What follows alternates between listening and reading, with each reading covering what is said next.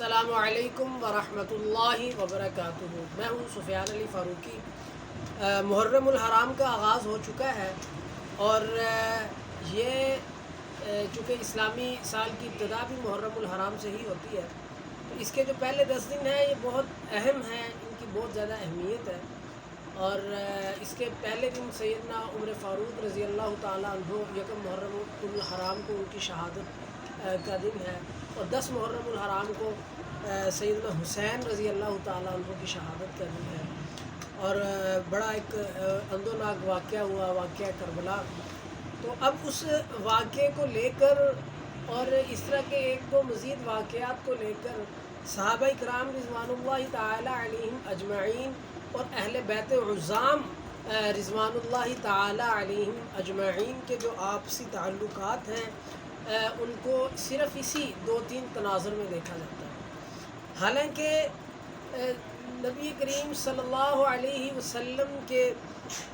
جو صحابہ کرام رضوان اللہ تعالیٰ علیہم اجمعین تھے اور جو اہل بیت عظام رضوان اللہ تعالیٰ علیہم اجمعین تھے، جن کی تربیت نبی کریم صلی اللہ علیہ وسلم نے کی، جن کی ایک ایک چیز کو درست نبی کریم صلی اللہ علیہ وسلم نے کیا، اور جن کے شب و روز نبی کریم صلی اللہ علیہ وسلم کے احکامات پر عمل پیرا ہوتے ہوئے گزر گئے، اور جن کا اٹھنا بیٹھنا، کھانا پینا، سونا جاگنا، ہر چیز نبی کریم صلی اللہ علیہ وسلم کے احکامات کے مطابق تھی، تو ان کی جو آپسی رشتہ داریاں تھیں، یعنی صحابہ کرام رضوان اللہ تعالیٰ علیہم اجمعین کی اور اہل بیت عظام رضوان اللہ تعالیٰ علیہم اجمعین کی جو آپسی رشتہ داریاں تھیں، جو ان کا باہمی تعلقات تھے، جو ان کے باہمی پیار اور محبت تھا، جو ان کا ایک دوسرے کی خوشی اور غمی میں شریک ہونا تھا، یہ ساری چیزوں کو لے کر انشاءاللہ تعالی ہم آپ کے پاس آ رہے ہیں ایک رحماء بینہم سلسلہ شروع کر کے۔ یہ سلسلہ انشاءاللہ جاری رہے گا، 10 محرم کے بعد بھی جاری رہے گا۔